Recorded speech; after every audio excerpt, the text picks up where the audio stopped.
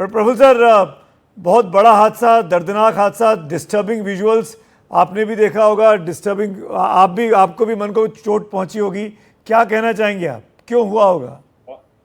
बहुत दुखद दिवस है हमारे भारत के लिए, भारतीय एविएशन के लिए। और मेरी पूरी संवेदना मृतकों के लिए और उनके परिवारजनों के लिए भी। और कुछ बचे हों तो हमारे ना यात्री, तो उनके सुखद रिकवरी के लिए भी मैं प्रार्थना करता हूं। जो घटना हुई है, ये वैसे देखा जाए तो सामान्य घटना नहीं है, क्योंकि एविएशन आमतौर पर बहुत सेफ माना जाता है। जी। और भारत में भी जो हमारा एविएशन है, इसमें हम सारे प्रोटोकॉल्स सेफ्टी के पूरा पालन करते हैं। हमारा डीजीसीए हो या हमारी एयरलाइंस भी खुद हो, ये हर तरह के प्रोटोकॉल को, इनका मतलब ठीक से इस्तेमाल करते हैं, पालन करते हैं। तो ये हवाई जहाज भी जो है 787 बड़ा टेक्नोलॉजिकली एडवांस्ड एयरक्राफ्ट है। आज हजारों 787 पूरे विश्व में कई एयरलाइंस उसको आज इस्तेमाल कर रही है। और ऐसी कोई वजह नहीं है कि ये एयरक्राफ्ट, क्योंकि ये 11 साल से उड़ रहा था, आज सुबह ही दिल्ली से ये अहमदाबाद पहुंचा। बिल्कुल। और अहमदाबाद से लंदन जाने के वक्त इसमें जो भी कुछ हादसा हुआ, तो ये एक प्रकार से मैं समझता हूं कि इसकी इन्वेस्टिगेशन हुए बिना कोई भी इसमें आकलन लगाना, अटकलें लगाना, ये ठीक नहीं होगा। लेकिन एक बात जरूर है कि एक तो हवाई जहाज बहुत मतलब टेक्निकली, टेक्नोलॉजिकली एडवांस्ड है। हमारे जो कैप्टन थे वो भी 8,500 घंटे फ्लाइंग आवर्स काफी होते हैं, बहुत अनुभव होता है। और कोई भी हवाई जहाज उड़ने के पहले प्री फ्लाइट चेक्स पे भी उसका मतलब कैप्टन और सेकंड इन कमांड वो करते हैं। तो ये सब बातों को देखते हुए जो एक 60 सेकंड में जो भी कुछ घटना दुर्घटना जी हुई, उसके बारे में जी आकलन जब तक वो ब्लैक बॉक्स रिकवर नहीं होगा तो हम कर जी नहीं पाएंगे। बिल्कुल। प्रफुल्ल पटेल साहब, आप नागरिक उड्डयन मंत्री रह चुके हैं पूर्व। जो आपका तजुर्बा रहा है, आपने बताया कि बहुत सेफ ये विमान है, ड्रीम लाइनर है, और गया था दिल्ली से अहमदाबाद। उसके बाद टेक ऑफ में मिनटों में ये होता है हादसा, और कहा जाता है कि वो थ्रस्ट नहीं ले पा रहा था जो मे डे कॉल दिया पायलट्स ने। तो क्या होता है, mayday call dire emergency situation में होता है, और उसमें यहाँ पे बिल्कुल भी किसी तरह की मदद पहुंचने का वक्त मिले उसके पहले ही ये क्रैश हो जाता है। कोई मैनुअल एरर और इस तरह की भी यहाँ पे गुंजाइश हो सकती है? देखिए मे डे कॉल तो अंतिम कॉल होता है कि जब पायलट के पास और कोई हथियार नहीं रहता है, तो वो बस कहते हैं मे डे, कि भाई अब जो भी है, मैं बहुत मतलब खतरे की स्थिति में आ चुका हूँ। अब जब तक हवाई जहाज हवा में आया, उड़ा और क्रैश हुआ, मुझे लगता है 60-70 सेकंड में पूरा हो गया जो भी एक्सीडेंट। क्योंकि 800 फीट की ऊंचाई तो हवाई जहाज ऐसे ही देखते देखते वो उसको मिल जाती है, रनवे क्रॉस करते ही 400-500 फीट की हाइट पे तो पहुंच जाता है। तो कहने का मतलब, नो डाउट मेडे कॉल अंतिम कॉल था, और उसके बाद कोई वक्त नहीं मिला किसी को भी, ना पायलट को ना किसी और को उनको मदद करने का। ये बात भी उतनी जरूरी समझना चाहिए कि पायलट जब टेक ऑफ के लिए रोल करता है, तो टेक ऑफ रोल पूरे चेक्स वो और को पायलट जब सेटिस्फाइड होते हैं, प्री फ्लाइट चेक, उसके बाद ही वो टेक ऑफ के लिए रोल करते हैं। तो ये कहीं ना कहीं टेक ऑफ के पॉइंट पे या उसके आसपास ही कोई प्रॉब्लम खड़ा हुआ, या टेक ऑफ करने के तुरंत बाद अगर उनको कुछ अब ये लॉस ऑफ पावर हुआ या और कोई घटना हुई, ये केवल हम अटकलें लगा सकते हैं। जी। इसका सही आकलन जब तक ब्लैक बॉक्स नहीं आएगा, तब तक हमें इसके बारे में कुछ भी फाइनल कहना ठीक नहीं होगा। आपने कहा कि इन्वेस्टिगेशन होना चाहिए, हम केवल अटकलें लगा सकते हैं। एक और मतलब ये भी अटकल ही है, मेरे पास कोई जानकारी भी नहीं है, मुझसे बेहतर तो आपके पास जानकारी होंगी प्रफुल्ल जी। क्या अचानक पायलट की तबीयत भी खराब हो सकती है, पायलट्स की? देखिए, ये बहुत मतलब मेरे हिसाब से करीब करीब असंभव बात है। जी। संभव क्या है नहीं है वो तो भगवान ही बता सकता है ऐसी सिचुएशन में या इन्वेस्टिगेशन। लेकिन पायलट दोनों एक साथ अस्वस्थ हो, ऐसा मुझे तो मुश्किल लगता है।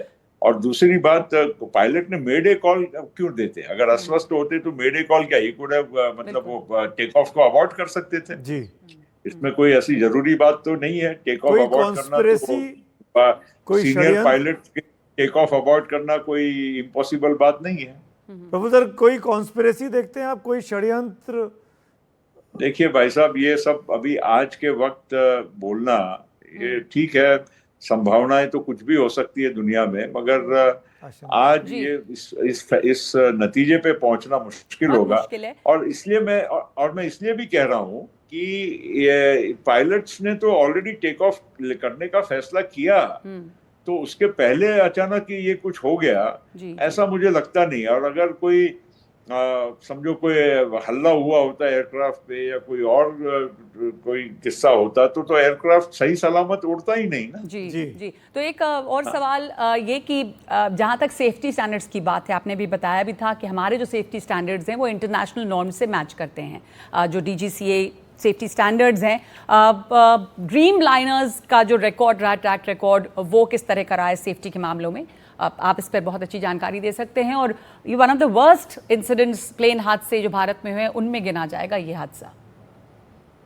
निश्चित ड्रीम लाइनर जो है, ये पूरे विश्व में आज के जो आधुनिक हवाई जहाज जो उड़ रहे हैं उसमें से श्रेष्ठ हवाई जहाजों में है।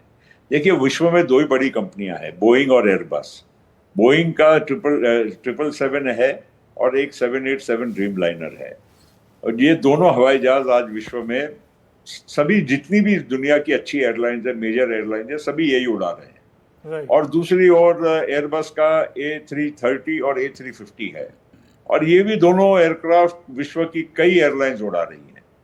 तो आज अगर आप किसी भी एंगल से देखेंगे तो ये दोनों हवाई जहाज आधुनिक हैं। और ये 787 का ट्रैक रिकॉर्ड पिछले, जब से 2009 शायद पहली बार ये उड़ा, तब से आज 15-16 सालों में ऐसा कोई हादसा एक ड्रीम लाइनर के साथ नहीं हुआ है। और ये हवाई जहाज भी जो आज क्रैश हुआ, इसको भी तो 11 साल उड़ान के हो चुके हैं हिंदुस्तान में, और ये आज सुबह ही तो दिल्ली पहुंच से अहमदाबाद आया जी। तो कहीं भी इस मामले में कहीं कमी थी, ऐसा मुझे लगता नहीं है। एक चीज और, एयरक्राफ्ट के बारे में कोई शंका उठाना या ऐसा सोचना कि एयरक्राफ्ट हमारा कोई प्रॉब्लमेटिक था, तो ऐसी बात तो मुझे नजर नहीं आई प्रारंभिक तौर पे से मैं कह सकता हूं। जहां पर दूसरा मैं कहना चाहता हूं, जहां तक एविएशन की सेफ्टी के बारे में, क्योंकि ये हादसा हुआ है और हमारे देश में हुआ है, तो लोग स्वाभाविक है थोड़े चिंतित होते हैं, घबराते हैं, उनको प्रश्न कई उनके मन में लगते हैं, आते हैं। मैं कहूंगा कि हमारा DGCA और हमारे सेफ्टी स्टैंडर्ड्स जो है हमारे, और हमारी एयरलाइंस भी, क्योंकि एयरलाइन का भी एक अपना सेफ्टी प्रोटोकॉल होता है, ट्रेनिंग स्टैंडर्ड्स होते हैं, मेंटेनेंस स्टैंडर्ड्स होते हैं, चाहे एयर इंडिया हो, इंडिगो हो या और भी हमारी एयरलाइंस है, ये सब पूरे स्ट्रिक्ट प्रोटोकॉल को फॉलो करते हैं, वरना they are not allowed to fly. ऐसा हम लोगों ने, हमारे देश में कोई कमी है या हमारे ओवरसाइट में कमी है? पूरे विश्व में जो एक नॉर्म, मोटे मोटी जो होता है, वही नॉर्म्स आज हमारे देश में भी हम फॉलो कर रहे हैं। राइट। तो इसलिए किसी पे एकदम सवालिया करना कि हमारे यहाँ देश में कोई कमियां हैं या उसके वजह से कोई ये ऐसे हादसे हुए हैं, ये बिल्कुल शंका किसी के मन में होनी नहीं चाहिए। क्योंकि हमारे एविएशन में एक शब्द होता है 100% सेफ्टी, 99% कोई एविएशन में होता नहीं है, या तो 100 है या 0 है। और इसलिए हमारे देश में हम सारे प्रोटोकॉल्स फॉलो कर रहे हैं। बिल्कुल। और आप जब ये बात कह रहे हैं ना प्रफुल्ल भाई, उसी वक्त में देश के गृह मंत्री विमान के जरिए ही दिल्ली से अहमदाबाद पहुंच रहे हैं। ये तो हम जानते हैं कि हमारे एविएशन के स्टैंडर्ड बहुत ही हाई क्लास हैं, बहुत ही अप टू द मार्क हैं। लेकिन एक चीज़ जो मैं आपसे पूछना चाह रहा था कि जहाँ जाके विमान क्रैश किया, वो एक कॉलेज का इलाका है, रिहायशी बस्ती है, हॉस्टल है, और वहाँ पर भी नीचे जब गिरा होगा तो वहाँ रहने वाले लोग भी इसमें आए होंगे, इसकी जद में उनको भी नुकसान पहुँचा होगा, कईयों की जान गई होगी। भाई ऐसा तो जो टीवी पे देखा है उसमें तो लगता है कि कहीं आजू बाजू के कुछ लोगों को भी शायद नुकसान पहुंचा हो सकता है। अब ईश्वर जाने, और हम तो प्रार्थना ही कर सकते हैं, मगर इतना ही कह सकता हूं कि अब देखिए, हवाई जहाज जब एक्सीडेंट हो रहा है तो वो पायलट के कंट्रोल में तो रहेगा नहीं। वो क्रैश अपने हिसाब से हुआ, कहीं भी वो जाके गिर सकता था। 2 किलोमीटर आगे भी गिर सकता था या कहीं भी। तो उसका मेरा इतना ही कहना है कि अब देखिए, कोई भी शहर में, विश्व में कहीं भी आप चले जाइए, हमारे भारत की बात नहीं है, विश्व में कोई भी शहर में आप चले जाएंगे तो वहां के एयरपोर्ट के आजू बाजू बस्तियां तो रहेगी, लोग तो रहेंगे ही, और ऐसी घटनाएं कहीं भी हो सकती है। जी जी आप कुछ बस एक और सवाल आपसे पूछ लूँ, चूँकि आपकी इस पे जानकारी है। कुछ एविएशन एक्सपर्ट्स अलग अलग बातें ये भी कर रहे हैं कि जब प्लेन जब थ्रस्ट लेना चाहता है और थ्रस्ट नहीं ले पाया, जिस तरह की कॉल्स और जो जानकारियाँ अब आ रही हैं, और बात फ्लैप्स की भी हो रही है कि कितने एंगल पे खुलने चाहिए और क्या हुआ होगा, तो कुछ इस बारे में आपकी अपनी समझ जो है, जो तजुर्बा है, उससे बता पाएंगे आप हमें?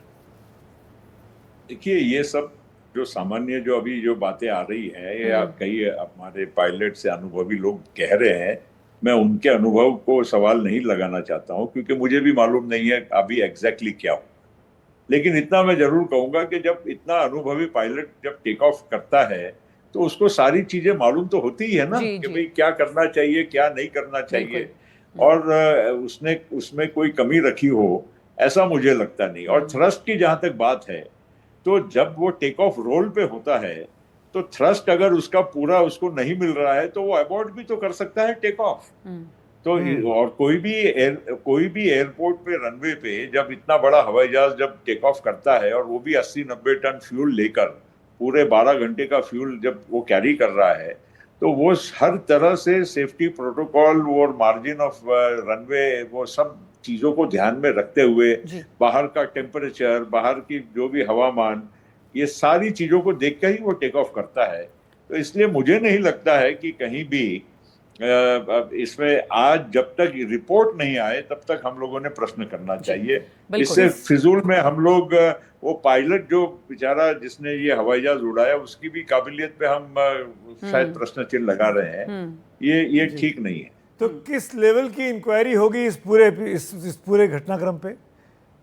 कोई तो एक्सपर्ट इसको करेगा? इंडिया में हमारे हमारे यहाँ पर एक्सीडेंट इन्वेस्टिगेशन ब्यूरो है, और ये स्पेसिफिकली एक इंडिपेंडेंट स्वायत्त संस्था है। ये डीजीसीए के तहत भी नहीं है, मंत्रालय के तहत भी नहीं है। एक्सीडेंट इन्वेस्टिगेशन ब्यूरो है, वो पूरा इसकी जांच करेगा। ओके। और वो स्वायत्त संस्था है, और वो रिपोर्ट देगा, तो वो रिपोर्ट को हम लोगों ने तब सही मानना चाहिए जब वो रिपोर्ट आएगा। पता और चल जाए। उसमें वो रिपोर्ट के वक्त, वो जो जानकारी लेने के वक्त, वो बहुत सारी चीजों को, including aircraft manufacturer, experts, local परिस्थितियां, ये एयरक्राफ्ट का भी जो हिस्ट्री होगी, ब्लैक इसके बॉक्स। हर एक पैरामीटर्स, ये सारी चीजों को देख के ही वो रिपोर्ट देंगे। जी जी। बहुत बहुत धन्यवाद आपका प्रफुल्ल पटेल, अपना समय देने के लिए, हमसे बात करने के लिए।